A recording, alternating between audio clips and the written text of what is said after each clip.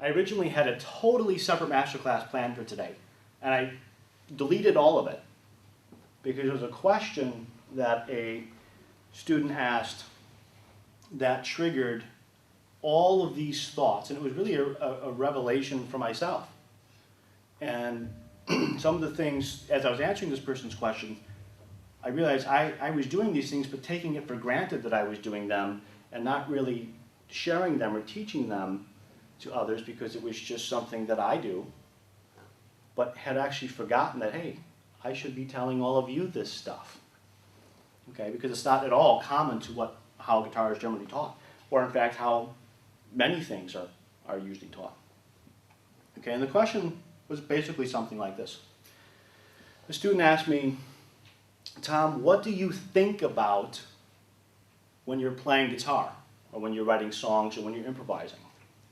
What is the thought that's going on? What's going on here?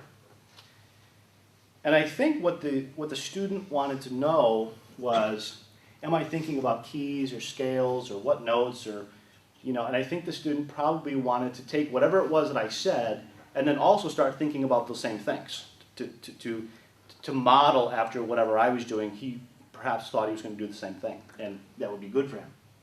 And what I said to him is, what I think about when I'm playing and what you might think about when you play might be totally different, and maybe should be totally different because we're at different skill levels, we have different, musical goals, we're doing different things, we have different skill sets, all these things. When we are beginners, we have all kinds of stuff that we have to think about and focus on mentally while we're playing or creating something that an intermediate player doesn't have to think about. And an advanced player doesn't have to think about the same things that intermediate players do, etc. And the more advanced you become, at least in theory, there could be or should be less things, or at least less basic things that you have to think about, right?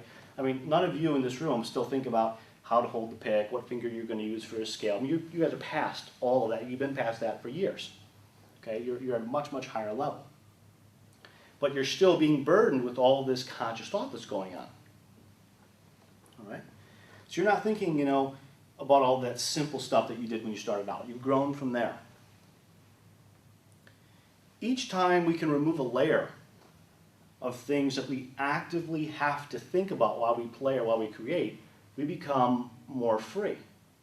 We become able to do things on a more advanced level, and we can use the skills that we have while improvising, while songwriting, or just while playing guitar in general.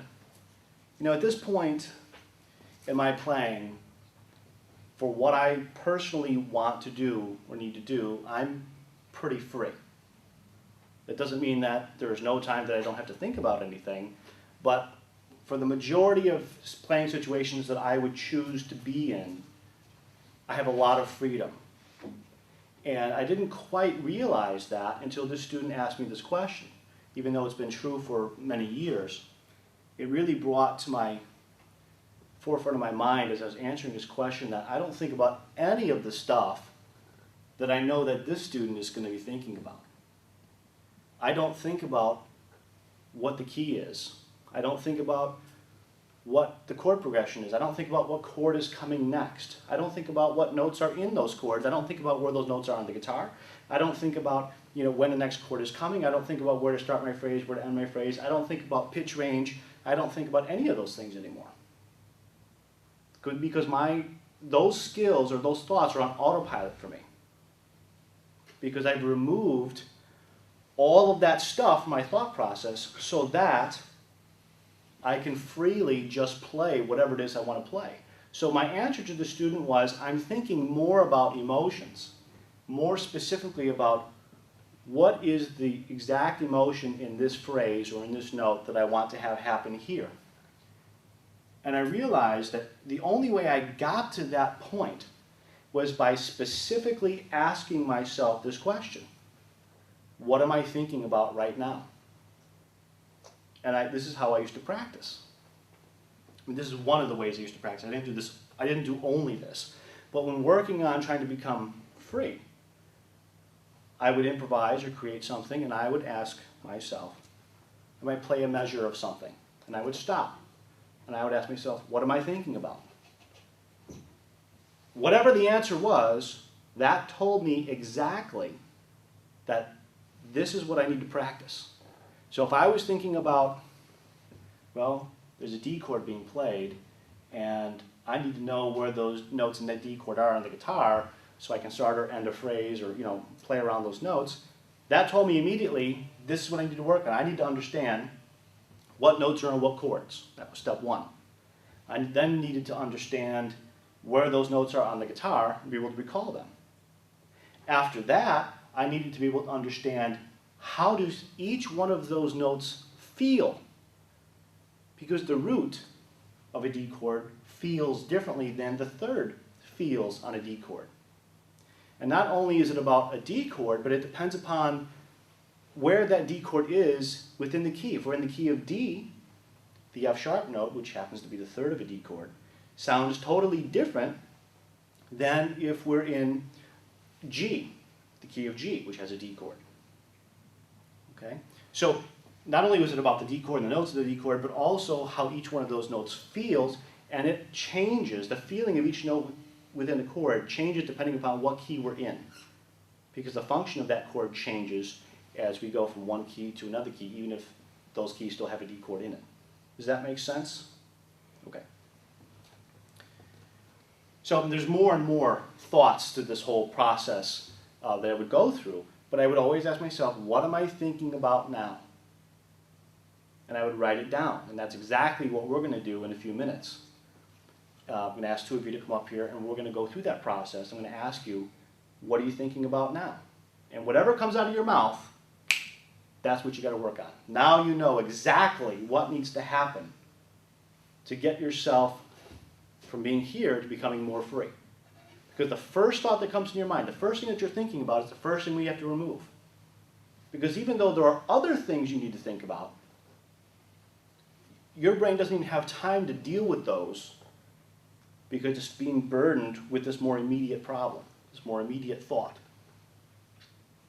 Okay, so do you see how this is going to drive, however you answer this question for yourself, is going to dictate and determine exactly what needs to happen next. So you know, I need to understand where I am on the guitar. I need to memorize this scale pattern. If you're still thinking about what scale am I in, what does that fingering look like, how do I visualize this? If that's what you're struggling with, you know that you need to memorize your scales or scale patterns or modes or fingerings better. Okay, if you're thinking about, okay, there's a chord being played and let's see, I think I'm on beat 3, but I'm not sure when the next measure is coming. If that's what you're thinking about, knowing when the next chord happens, then you know you need to focus more on paying attention to what's happening in the background, and that might be more important for you than even thinking about what you're doing. Because if you can't keep track of that, how are you going to keep track of what you're doing if you're not even sure what's going on, with the band or with another guitar player who's playing chords for you or whatever? Okay? So this is going to determine for you the exact order in which things need to be done. For myself, at this point, I know that anytime I'm in a playing situation or a creative situation, if I am not thinking about